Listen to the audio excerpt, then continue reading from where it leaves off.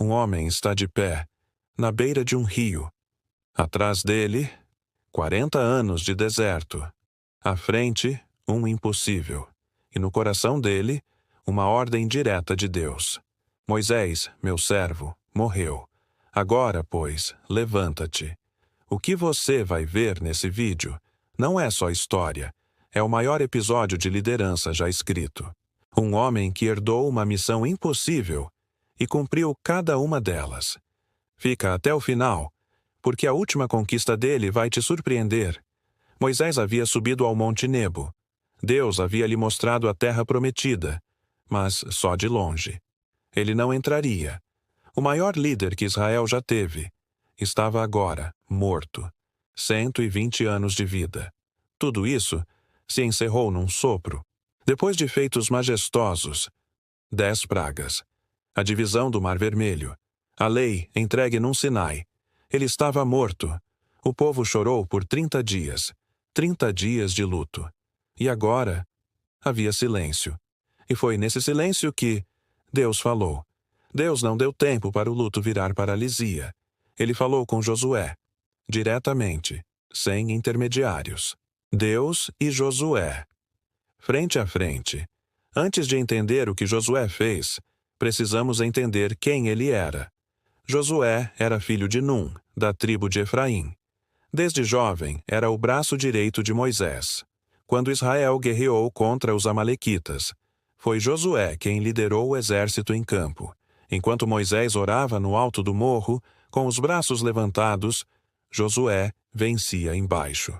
Mas há um detalhe que poucos percebem. Josué estava lá quando os 12 espias foram enviados à terra de Canaã. 12 homens entraram. 10 voltaram com medo. Apenas 2 voltaram com fé. Josué era um desses 2. Os 10 disseram: somos como gafanhotos diante deles. Não temos chance. Josué e Calebe, no entanto, disseram: Deus está conosco. Não os temais. Esse momento definiu o caráter de Josué. Ele aprendeu cedo que a maior batalha não é no campo, é na mente. Quando Deus fala com Josué, ele não diz, boa sorte. Deus diz algo que vai se repetir 3 vezes.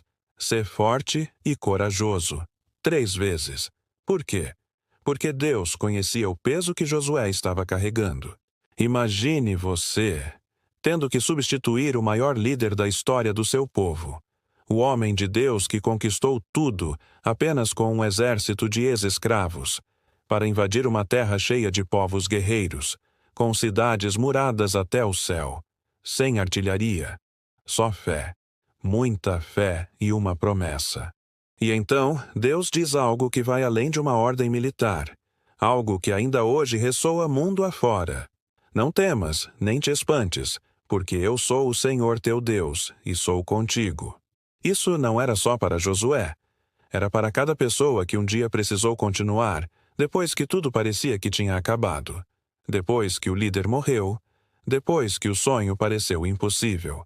Depois que o rio bloqueou o caminho.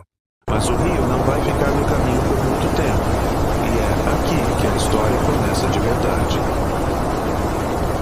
Antes de cruzar o Jordão, Josué fez o que todo bom general faz: inteligência, reconhecimento, estratégia. Ele enviou 2 espias para Jericó.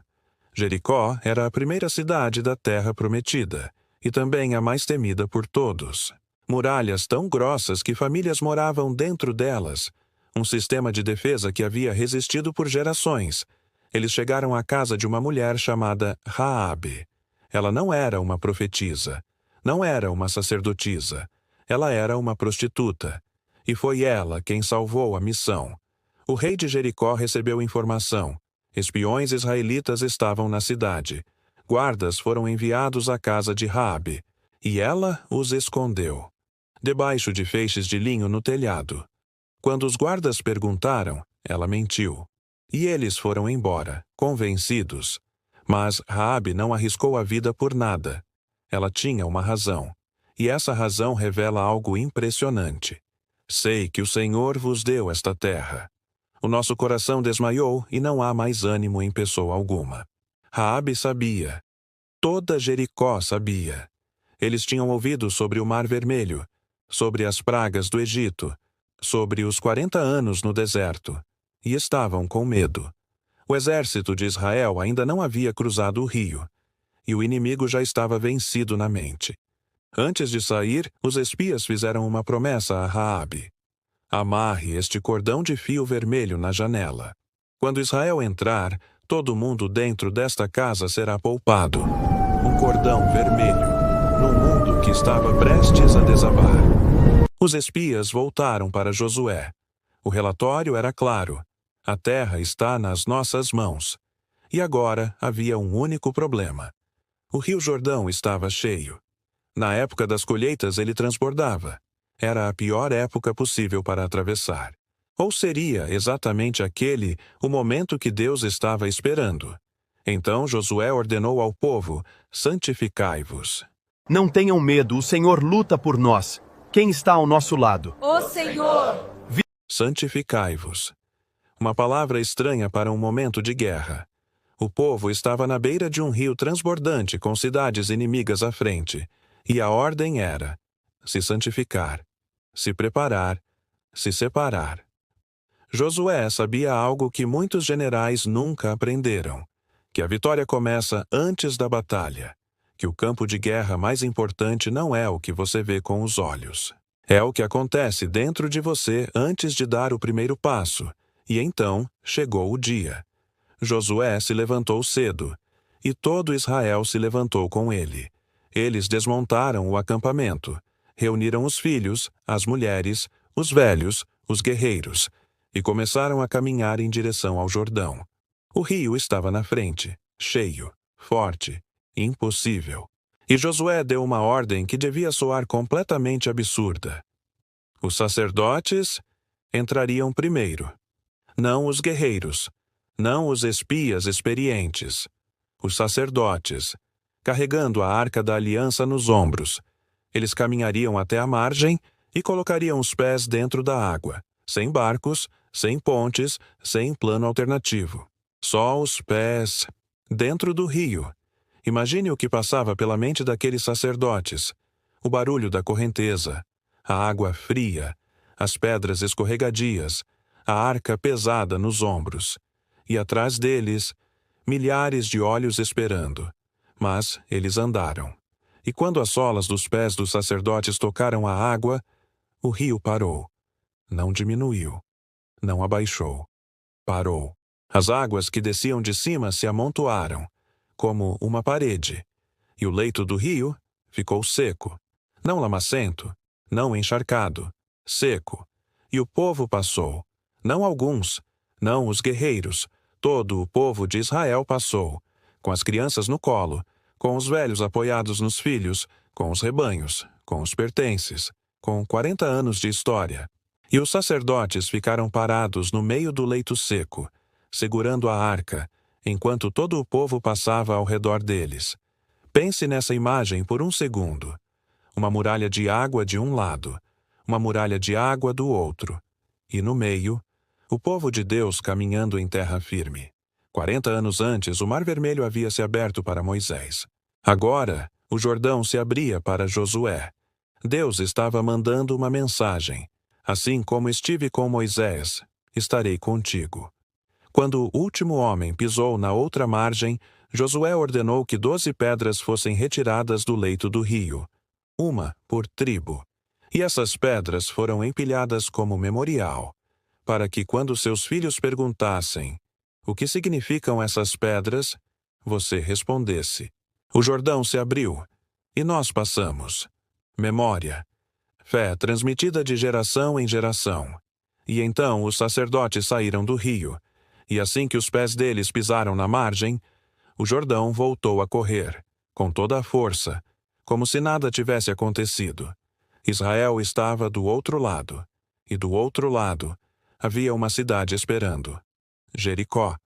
Os portões estavam fechados, bem fechados. Ninguém entrava, ninguém saía.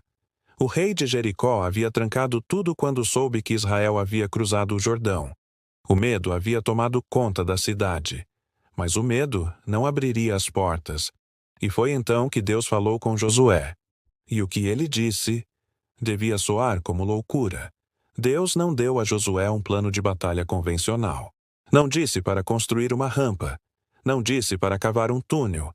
Não disse para lançar fogo. Deus disse: marcheis. Marcheis ao redor da cidade. Uma vez por dia. Por 6 dias. Em silêncio. Os sacerdotes na frente tocando trombetas de chifre de carneiro. A arca no meio. Os guerreiros na retaguarda. E o povo em silêncio. 6 dias. Uma volta por dia. Sem atacar. Sem gritar. Sem responder às provocações. Imagine o que os soldados de Jericó pensavam. Dia 1, marcharam em silêncio e voltaram. Dia 2, a mesma coisa. Dia 3, dia 4, dia 5. Nada de ataque, nada de escadas. Só marcha. Só silêncio. Só trombetas. E lá dentro de Jericó, o medo crescia. Porque não há nada mais perturbador do que um inimigo que você não consegue entender. E chegou o 7º dia. Josué se levantou antes do amanhecer. Nesse dia, a ordem era diferente.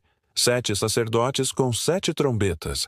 7 voltas ao redor da cidade. E no final, quando as trombetas tocassem longo, o povo gritaria. Eles marcharam. 1 vez, 2, 3, 4, 5, 6.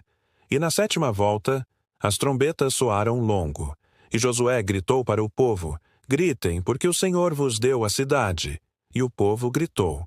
Um grito que saiu de milhares de gargantas ao mesmo tempo. Um grito que carregava 40 anos de espera. 40 anos de deserto. 40 anos de promessa. Um grito de fé que sacudiu o ar. E as muralhas de Jericó caíram. Não racharam. Não foram derrubadas pedra por pedra. Elas caíram. De uma vez. Para fora. Como se a terra as tivesse engolido por baixo. E Israel entrou pela cidade. Mas antes de entrar, Josué lembrou dos espias. Lembrou da promessa. E enviou os 2 homens à casa de Raabe. O cordão vermelho ainda estava na janela, exatamente onde ela havia amarrado. E Raabe e toda a sua família foram poupados. Uma prostituta de Jericó, salva por um fio vermelho, pela fé que ela tinha em um Deus que ela nem conhecia direito. E esse detalhe vai importar muito mais tarde na história do que parece agora. Jericó havia caído. A primeira cidade da terra prometida estava conquistada. Mas Josué sabia que Jericó era só o começo. Havia toda uma terra pela frente, cidades, reinos, povos, batalhas, e foi logo depois de Jericó que aconteceu algo que Josué não esperava.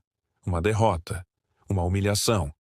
Ai era uma cidade pequena, muito menor que Jericó. Os espias voltaram confiantes. Não precisamos de todo o exército. 2 ou 3 mil homens são suficientes. Não desgastes o povo todo por causa de uma cidade pequena. E Josué mandou 3 mil. E eles fugiram. Os homens de Ai perseguiram os israelitas morro abaixo e mataram 36 deles. 36. Não era um número enorme, mas o impacto foi devastador. O coração do povo derreteu e se tornou como água. E Josué foi ao chão. Rasgou as roupas, jogou pó sobre a cabeça. Ficou prostrado diante da arca até o anoitecer. Por quê? Por que nos fizeste passar o Jordão? Para nos entregar na mão dos amorreus? Tomara que tivéssemos ficado do outro lado. Deus respondeu. E a resposta foi dura. Israel pecou. Alguém havia desobedecido a ordem dada em Jericó. A cidade havia sido consagrada a Deus, e nada deveria ser guardado para si. Mas alguém havia escondido ouro, prata e um manto babilônico. Um homem, Acã, da tribo de Judá. Ele havia visto as riquezas, havia cobiçado, havia tomado, havia escondido, e pensou que ninguém sabia. Mas Deus sabia. E enquanto Acã guardava o segredo, Israel pagava o preço nas batalhas. Esse é um dos princípios mais sombrios e mais verdadeiros de toda a Bíblia. O pecado escondido de um cobra o preço de muitos. O que acontece nas trevas contamina o que deveria acontecer na luz. Acã foi exposto, confrontado e julgado diante de todo Israel. E depois disso, Josué voltou a Ai, dessa vez com um plano diferente, uma emboscada. 30.000 guerreiros posicionados durante a noite ao redor da cidade. Um grupo menor na frente para fingir recuo, atrair os homens de Ai para fora dos portões. E quando a cidade ficasse desguarnecida, os 30.000 entraram por trás. Ai foi destruída, e o rei de Ai foi capturado e trazido diante de Josué. A derrota havia sido apagada, a lição havia sido aprendida, e Israel seguia em frente. Mas havia algo que Josué precisava fazer antes de continuar a conquista. Algo que Moisés havia ordenado. Josué reuniu todo o povo, velhos, jovens, estrangeiros que viviam entre eles.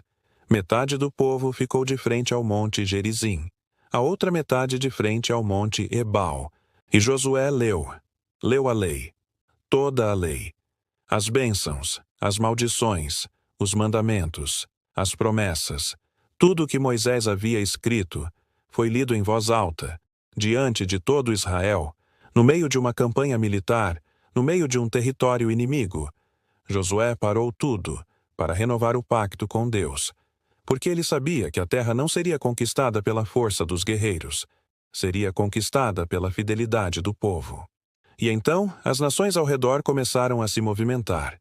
5 reis amorreus, uma coalizão, um exército unido com um único objetivo: destruir Israel antes que Israel os destruísse.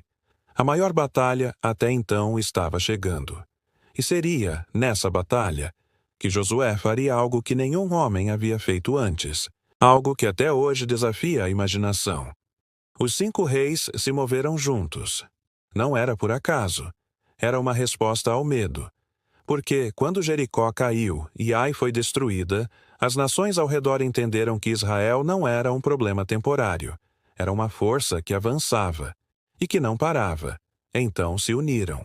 Adoni-Zedeque, rei de Jerusalém. Oão, rei de Hebrom. Piram, rei de Jarmute.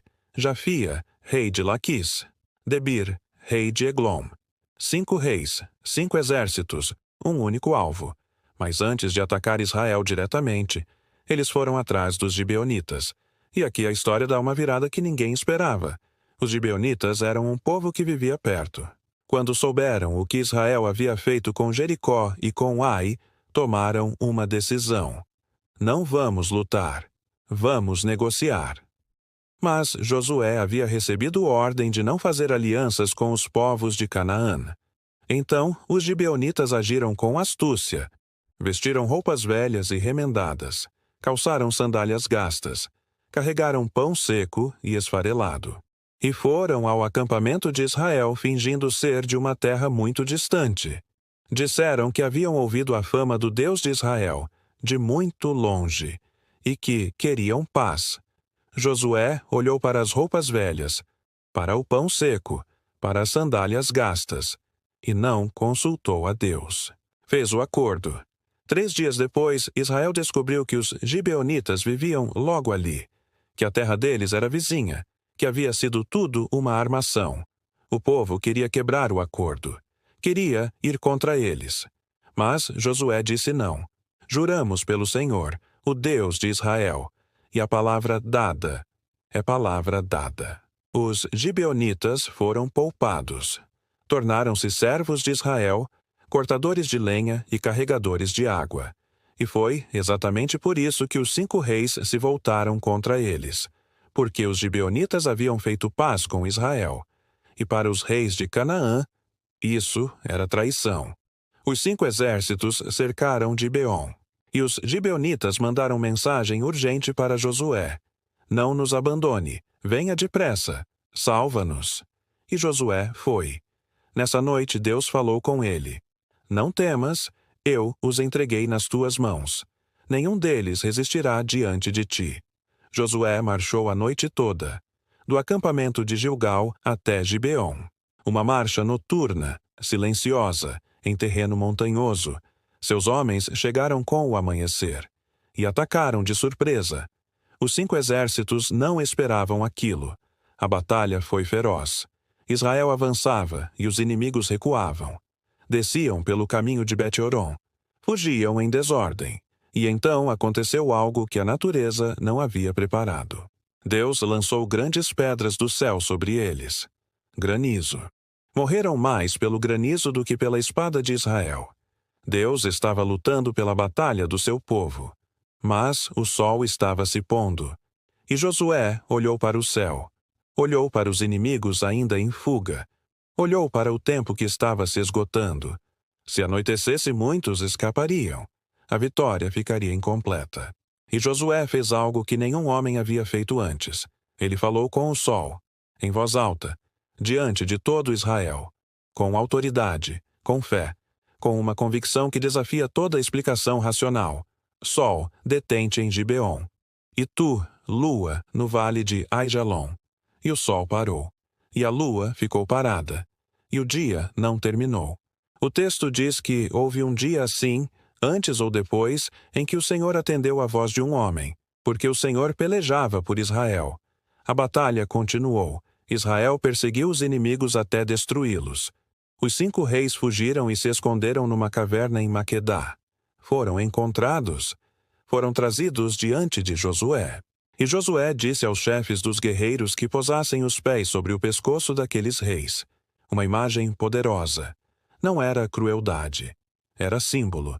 Era Josué dizendo ao seu povo: assim, Deus fará com todos os inimigos contra os quais pelejais. Os 5 reis foram executados. E Israel continuou avançando. Essa batalha abriu o caminho para a conquista do sul de Canaã, cidade por cidade. Laquis, Eglon, Hebron, Debir. Uma após a outra, Israel avançava. E Josué não deixava escapar o que Deus havia ordenado. Mas no norte, outro perigo se formava. Jabim, rei de Azor, era o mais poderoso dos reis do norte. E quando ele ouviu o que havia acontecido no sul, convocou todos os reis ao redor. Uma coalizão ainda maior. Um exército que o texto descreve como a areia que está na praia do mar em multidão. Cavalos, carros de guerra, guerreiros. Um poder militar muito além do que Israel havia enfrentado até então. Josué olhou para aquele exército e podia ouvir o tamanho do desafio. Mas Deus falou mais uma vez: amanhã, a esta mesma hora, eu os entregarei a todos mortos diante de Israel. E havia uma instrução específica: jarretai os cavalos deles, queimai os seus carros de guerra. Não fiques com o poder militar deles. Não te tornes dependente da força que eles tinham. Sua confiança não está nos cavalos, está em mim. Josué atacou de surpresa, junto às águas de Merom. O exército do norte entrou em colapso. Os reis fugiram. E Israel os perseguiu até não restar resistência organizada. Hazor, a maior cidade do norte, foi incendiada. E a terra começou a descansar da guerra. Após longos anos de guerra e conquistas, a fumaça das batalhas finalmente começava a se dissipar sobre as colinas de Canaã. 31 reis haviam caído diante do exército de Israel, e seus nomes foram registrados como testemunho da vitória e da promessa divina. Josué, o sucessor de Moisés, agora envelhecido pelas décadas de liderança, sentava-se sob a luz de tochas para organizar a herança das tribos. Em meio ao silêncio de Siló, onde o tabernáculo repousava, uma figura imponente se aproximou com um vigor que desafiava o tempo. Era Calebe, o filho de Jefoné. Aos 85 anos, seu corpo ainda carregava a força dos guerreiros mais jovens e a fé inabalável. Ele olhou para Josué e lembrou-se do dia em que, como espias, foram os únicos a acreditar que a terra poderia ser conquistada. "Dá-me este monte", disse Calebe, apontando para as distantes e perigosas montanhas de Hebron, onde os desafios ainda eram colossais. Hebron não era uma terra de paz, mas a morada dos temidos anaquins, gigantes que habitavam cidades fortificadas com muros que tocavam o céu.